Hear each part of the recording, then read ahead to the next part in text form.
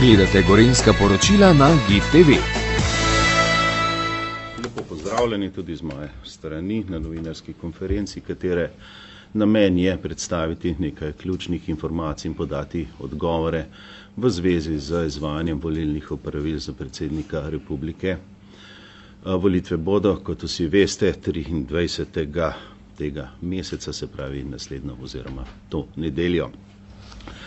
Volilna opravila v zvezi z volitvami predsednika republike potekajo normalno, gladko, brez kakšnih posebnosti.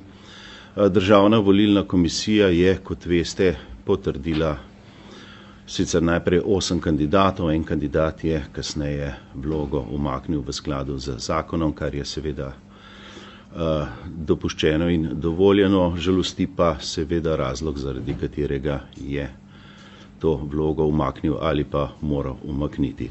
Tako imamo potrjeni 2 kandidatki in 5 kandidatov.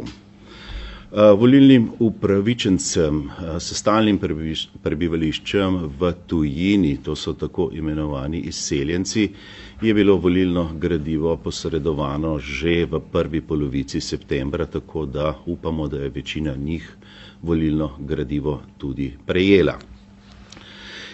Iztekel se je rok, do katerega so morali oddati vloge volivke in volivci s stalnim prebivališčem v Republiki Sloveniji, ki bodo na dan volitev začasno v tujini in bi radi glasovali bodisi po pošti, bodisi na diplomatsko-konzularnih predstavništvih. Teh vlog je letos oziroma pri teh predsedniških volitvah bistveno manj, kot smo jih prejeli oziroma kot jih je služba prejela na volitvah v Državni zbor. Naj vam postrežem s številkami, in sicer za volitve predsednika republike smo za glasovanje po pošti iz tujine prejeli 589 vlog volivcev s stalnim prebivališčem v Republiki Sloveniji in za glasovanje na diplomatsko-konzularnih predstavništvih 497 tako imenovanih zdomcev. Zdaj, na volitvah v Državni zbor pa je vlogo za glasovanje po pošti iz tujine oddalo 2467 volivcev in za glasovanje na DKP-jih 997 zdomcev.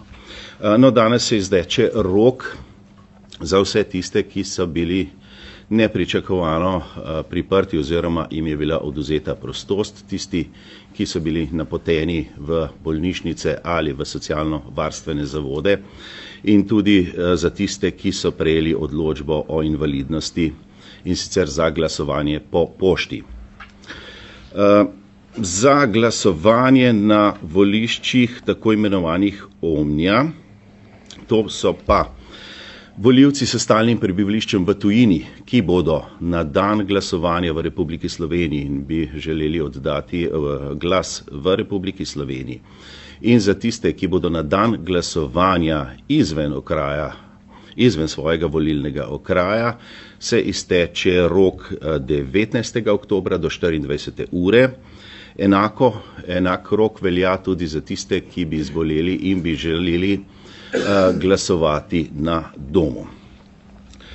Kot rečeno, vsa volilna opravila potekajo normalno, potekajo gladko. Opozorim naj še na ljubljanski maraton, ki bo ravno tako v nedeljo 23. Tu so bile opravljene vse aktivnosti, tako službe Državne volilne komisije kot tudi organizatorja maratona in Mestne občine Ljubljana, da se vsem volivkam in volivcem omogoči čim bolj nemoten dostop do njihovih volišč. Opozorim naj na to, da se jutri začne predčasno glasovanje, ki bo potekalo jutri, pojutrišnjem in v četrtek. Volišča so odprta od 7. do 19. ure zvečer. Spomnim naj pa še na nekaj pomembnih datumov v zvezi ne samo s predsedniškimi volitvami, ampak tudi z referendumi, občinskimi volitvami in volitvami v Državni svet. Eventualni drugi krog predsedniških volitev bo 13. novembra, če seveda do tega pride. Naslednji teden, se pravi 20. novembra, bodo občinske volitve. Kdaj bodo referendumi, še ne vemo točno, ampak glede na zakonske roke sta, si upam trditi, roka bodisi 27. november, bodisi 4. december, vendar brez kakršnega koli prejudiciranja. 4. decembra je pa predviden tudi drugi krog županskih volitev.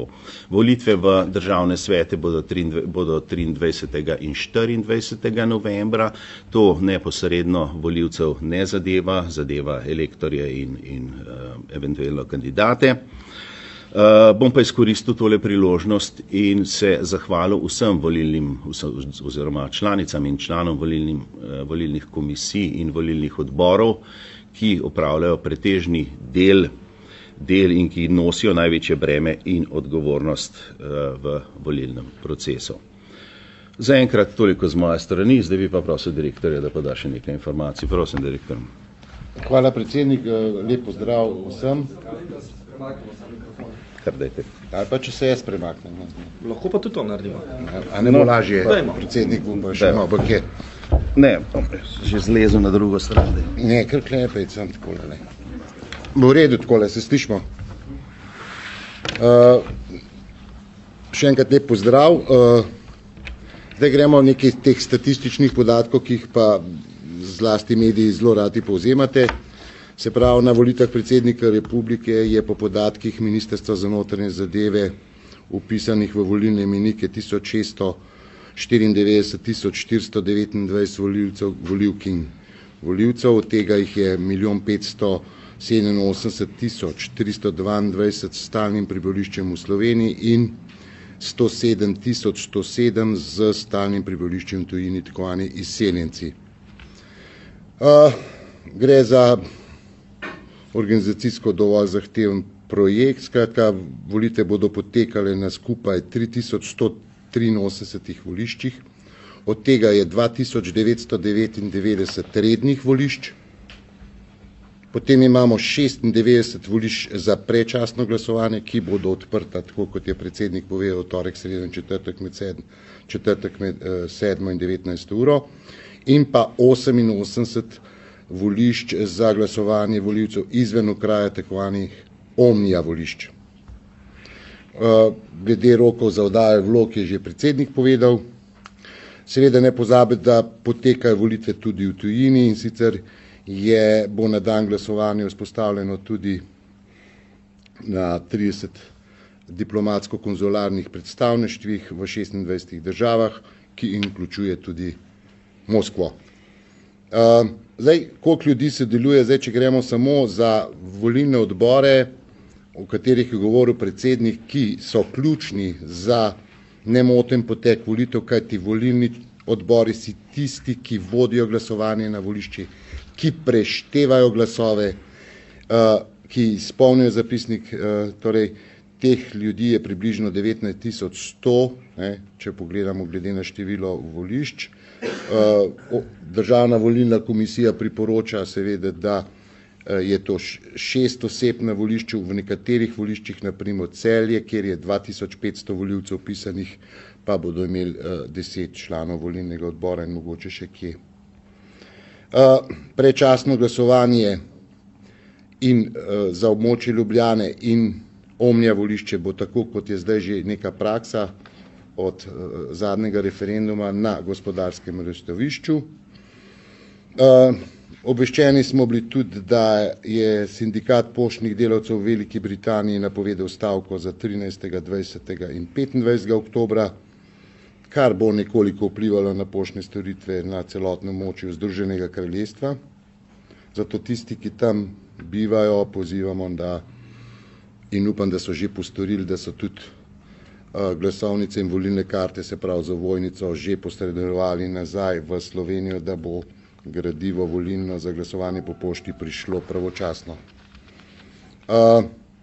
Število vlog, kar se tiče posebnih oblik glasovanja, zlasti v tujini in na DKP-ju, po pošti in na DKP-ju je predsednik povedal.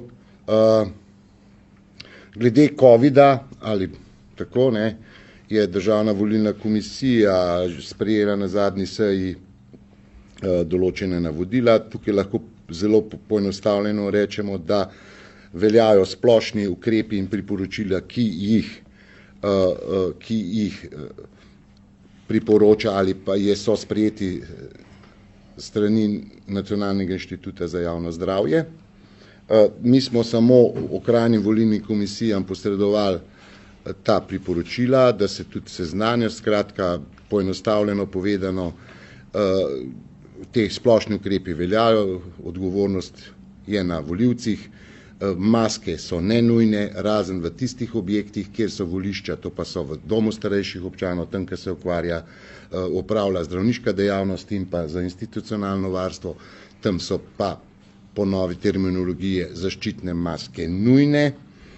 Seveda volivce pozivamo, da zaščitijo sebe in člane volilnih odborov, seveda pa volilni odbor, ukolikor posameznik ne bo nadel zaščitno masko na teh voliščih, mu volilna pravica ne sme biti odvzeta. Posebna pravila pa veljajo za vse tiste volilne odbore, ki izvajajo glasovanje na domu. Tam morajo pa posebne ukrepe upoštevati. Naj samo omenim, da so vsi ti ukrepi usklajeni z Nacionalnim inštitutom za javno zdravje, kajti Državna volilna komisija ni pristojna za te zadeve. Skratka, tam pa, da morajo biti posebne zaščitne maske tipa FFP2, KN59 ali FFP3, pa seveda morajo upoštevati bolj dosledno, kar se tiče razkuževanja rok po obisku volivca, volivci pa naj bi uporabljali kirurške maske tipa 2R.